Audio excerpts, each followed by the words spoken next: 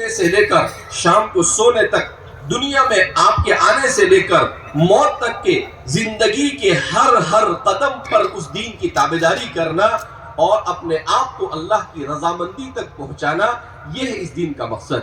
الحمدللہ آج ہمارے اس ادارے میں اس پروگرام کا انعقاد کیا گیا اور یہ کوشش کی گئی کہ امت کے سامنے اس بات کو لایا جائے کہ مدارس اور دعوت و تبلیغ یہ سب ایک ہی ہے، ایک ہی سکے کے دو رخ ہیں، کسی کا کسی کے ساتھ کوئی اختلاف نہیں ہے، اور ہم ایک دوسرے کے ساتھ اسی طرح سے، کیوں؟ اس لیے کہ فتنوں کے اس دور میں دشمن تو یہ چاہتا ہے کہ ہمیں آپس میں لڑائے، ہمارے اندر اختلاف اور انتشار پیدا کرے، مگر ہمیں یہ کوشش کرنی ہے اللہم الف بین قلوبنا، اے اللہ ہمارے دلوں کو جوڑ دے، اے اللہ ہمارے دلوں کو جوڑ دے، ہمارے اختلاف کو ختم فرما اور ہم میں ایسی محبت اور مودت عطا فرما جیسی آپ نے اوس و خزرج میں عطا فرمائی۔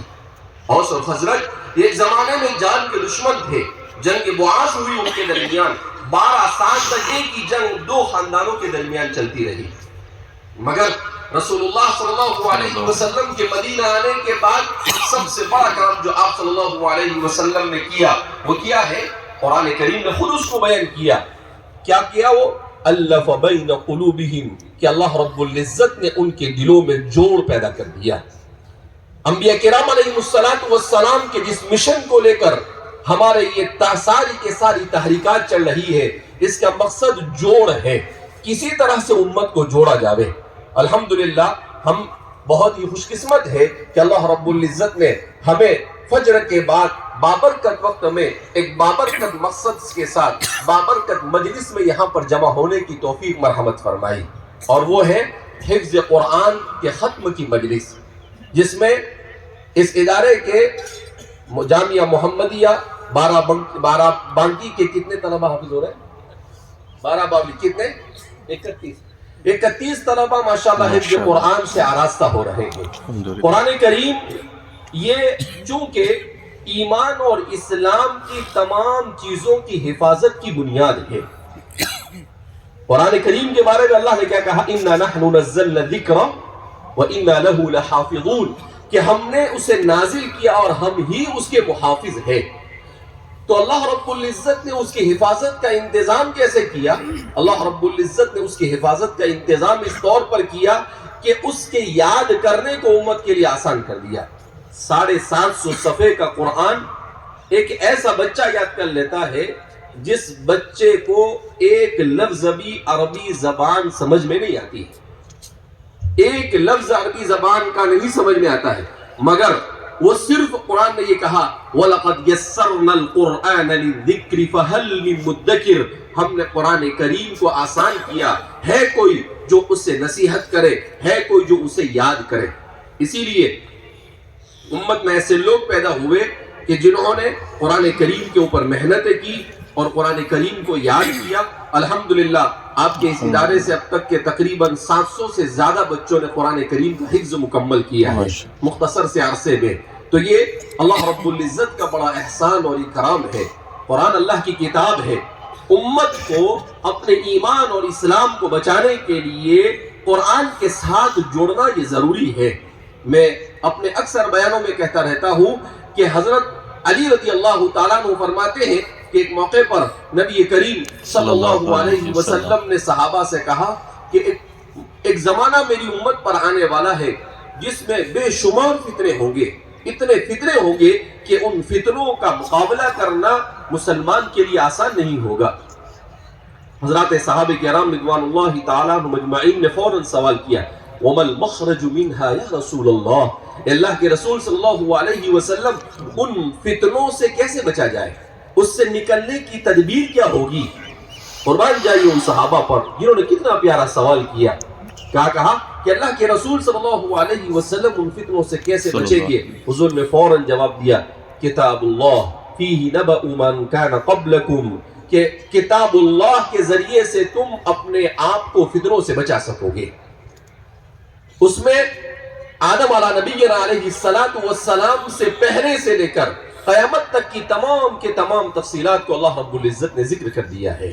اس لیے ضرورت اس بات کی ہے کہ ہم قرآن کریم کی تلاوت کے ساتھ اپنے آپ کو جوڑیں۔ قرآن کریم کے نزول کے مقاصد میں سے ہے ربنا وابعث فیہم رسولا منہم یتلو علیہم آیاتہ ویزکیہم ویعلمہم الکتاب والحکمہ وَإِن كَانُوا مِن قَبْلُ۔ تو قرآن کریم نے اس کو بیان کیا کہ سب سے پہلا حق قرآن کا یہ ہے کہ اس کی تلاوت کی جائے۔ آج افسوس کے ساتھ کہنا پڑتا ہے کہ امت قرآن کریم کی تلاوت سے دور ہو چکی ہے، قرآن نہیں پڑھتے۔ کسی زمانے میں امت آج سے 30-35 سال پہلے جب ہم چھوٹے تھے، جب فجر کی نماز پڑھ کر نکلے تو ہر مسلمان گھر سے قرآن کریم کے پڑھنے کی آواز آتی تھی۔ مگر آج چاہے دیہاتوں میں چلے جاؤ چاہے شہروں میں چلے جاؤ، فجر کی نماز پڑھتے ہیں اور سیدھے بستر پر جا کر سو جاتے ہیں۔ ہم نے فجر کے بعد سونے کو اپنا معمول بنا لیا، جبکہ اللہ کے رسول صلی اللہ علیہ وسلم نے ارشاد فرمایا اللہم بارک لامتی فی بکورہم، اے اللہ میری امت کے صبح کے وقت میں برکت عطا فرما۔ تو بابرکت وقت ہوتا ہے، رات کا وقت یہ سونے کے لیے ہے۔ ہونا یہ چاہیے کہ آدمی عشاء کی نماز پڑھ کر سو جائے اور رات کے آخری حصے میں کھڑا ہو اور کھڑا ہو کر 2 رکعت تہجد کی نماز پڑھے، اللہ رب العزت سے اپنے لیے اپنے گھر والوں کے لیے دعا کرے اور اپنے دین کا آغاز کرے، فجر کی نماز پڑھے، اس کے بعد قرآن کی تلاوت کرے۔ حضرات صحابہ کرام رضوان اللہ تعالیٰ عنہم مجمعین کا معمول تھا کہ صحابہ کی اکثریت 1 ہفتے میں قرآن پورا کر دیتے تھے۔ کتنے ہفتے میں؟ آپ نے قرآن میں دیکھا ہوگا کتنی منزلیں ہوتی ہیں قرآن میں؟ 7 منزلیں ہیں۔ تو صحابہ کا معمول ہے وہ کہ 1 منزل روزانہ پڑھنا۔ ہمارے اس قرن اول کے بادشاہ ایسے ہوتے تھے کہ عبد الملک ابن مروان کے بارے میں آتا ہے کہ وہ بادشاہ تھا، مگر اس کا معمول تھا کہ روزانہ 3 پارے تلاوت کرتا تھا اور ہر 10 دن میں قرآن پورا کر لیتا تھا۔ بادشاہ کے پاس کتنے کام ہوتے ہیں، کتنے بہانے ہوتے ہیں اسے اگر نہیں پڑھنا ہے تو، مگر اس کے باوجود وہ قرآن کریم کی تلاوت کے ساتھ اتنی زیادہ ان کو شغف تھا۔ حضرت عثمان ہر رات میں قرآن ختم کرتے تھے۔ بعض روایت میں آتا ہے کہ آپ سورہ ناس تک، سورہ الف لام میم سے لے کر سورہ ناس تک 1 رکعت میں پڑھتے تھے اور قل اعوذ برب الناس پڑھ کر دوسری رکعت میں قرآن کریم کو ختم کر دیا کرتے تھے۔ آج تو ہمارے یہاں پر امام صاحب نے تھوڑا لمبا فجر میں پڑھ دیا ہو تو نماز کے بعد 2-4 لوگ بولے کہ مول صاحب اتنی نیند آ رہی ہے اور آپ اتنی لمبی لمبی نمازیں پڑھاتے ہیں۔ حضرت ابوبکر صدیق رضی اللہ تعالیٰ عنہ نے ایک مرتبہ فجر کی نماز پڑھائی، چونکہ اس زمانے میں تو مسلمان بادشاہ، چونکہ دین ہر زندگی کے ہر شعبے کے لیے ہے تو بادشاہی اور خلیفہ ہی امامت کرتا تھا۔ تو حضرت عثمان اپنے دور خلافت میں نماز پڑھا رہے تھے۔ نماز پڑھایا آپ نے، پہلی رکعت میں سورہ بقرہ پڑھی۔ کیا پڑھا؟ سورہ بقرہ۔ سورہ بقرہ پڑھا یعنی 2.5 پارہ۔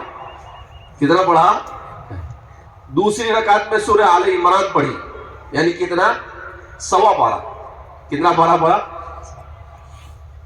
سلام پھیرا تو ایک صحابی کھڑے ہوئے اور کہا کادت الشمس ان تطلع، کہ ابوبکر آپ نے اتنی لمبی نماز پڑھائی کہ سورج نکلنے کے قریب آ گئے۔ قربان جائیے سیدنا حضرت ابوبکر صدیق رضی اللہ تعالیٰ عنہ پر کتنا پیارا جواب دیا۔ آپ نے کچھ نہیں کہا، آپ نے کہا وَنَحْنُ فِي الصَّلَاةِ، ٹھیک ہے سورج نکلے تو نکلے، ہم نماز ہی تو پڑھ رہے تھے، بستر میں سو تو نہیں رہے تھے۔ سورج نکل گیا تو نکلنے دو، اس کا کام ہے نکلنا، ہمارا کام ہے اس وقت میں نماز پڑھنا، ہم نماز میں تھے۔ تو ان لوگوں کو محبت تھی، ان کو اللہ کے رسول نے کہا قرۃ عینی فی الصلاۃ، نماز میری آنکھوں کی ٹھنڈک ہے۔ قرآن کریم نے اسی لیے ایک طرف حضور فرماتے ہیں قرۃ عینی فی الصلاۃ اور دوسری طرف قرآن کریم کہتا ہے وَإِنَّهَا لَكَبِيرَةٌ إِلَّا عَلَى الْخَاشِعِينَ۔ ابھی میں پڑھا رہا تھا تو ایک بچے نے سوال کیا کہ وَإِنَّهَا لَكَبِيرَةٌ کا کیا مطلب؟ کہ نماز بوجھل ہے۔ نماز کیا ہے؟ بوجھل ہے، یعنی نماز پڑھنے والے کے لیے نماز بوجھل ہے۔ سوال پیدا ہوتا ہے کیوں؟ قرآن نے آگے اس کے بیان کیا وَإِنَّهَا لَكَبِيرَةٌ إِلَّا عَلَى الْخَاشِعِينَ، کہ نماز بوجھ محسوس ہوتی ہے مگر ان لوگوں کے لیے جن کے دل میں اللہ کا خوف ہو۔ جن کے دل میں اللہ کا خوف ہوتا ہے انہیں نماز میں لذت محسوس ہوتی ہے، اور جن کے دل میں اللہ کا خوف نہیں ہوتا ہے، ایمان کمزور ہوتا ہے، اللہ سے محبت نہیں، آخرت میں ثواب کی امید نہیں ہوتی ہے، تو ان لوگوں کے لیے نماز بوجھ بن جاتی ہے۔ تو ہمیں سوچنا چاہیے کہ اگر نماز ہمارے لیے بوجھ ہے، اس کا مطلب یہ ہے کہ ہمارا ایمان کمزور ہے، اور اگر ہمیں نماز پڑھنے میں مزہ آ رہا ہے، اس کا مطلب یہ ہے کہ ایمان مضبوط ہو رہا ہے۔ تو خوش ہونا چاہیے، اور بوجھ محسوس ہو تو اپنے ایمان پر اور اپنے دین پر مزید محنت کرنے کی ضرورت ہے۔ اس لیے میرے بھائیوں، دوستوں اور بزرگوں، اللہ رب العزت نے ہم سب کو ایک اچھی مناسبت سے یہاں پر جمع کیا ہے کہ ہم قرآن کی مناسبت سے جمع ہوئے، ہم دعوت و تبلیغ کی مناسبت سے یہاں پر جمع ہوئے ہیں۔ تو اب ہم ایک پیغام یہاں سے لے کر جائے کہ ہم میں سے ہر ایک اپنے گھر میں قرآن کریم کی تلاوت کا معمول بنائیں۔ قرآن پڑھیں گے بھائی انشاءاللہ؟ کون کون قرآن پڑھے گا روزانہ ایک پارہ؟ ماشاءاللہ، روزانہ کم از کم ایک پارہ آپ میں سے ہر ایک کو پڑھنا ہے، اور اپنے گھر کے ہر فرد کو مکلف کرنا ہے کہ کم از کم ایک پارہ پڑھنا ہے۔ اس لیے کہ علماء نے لکھا ہے کہ کم از کم 40 دن میں ایک قرآن کا پورا کرنا ضروری ہے۔ اگر 40 دن میں قرآن مسلمان پورا نہیں کرتا ہے تو وہ گنہگار ہوتا ہے۔ تو میرے بھائی دوستوں بزرگوں،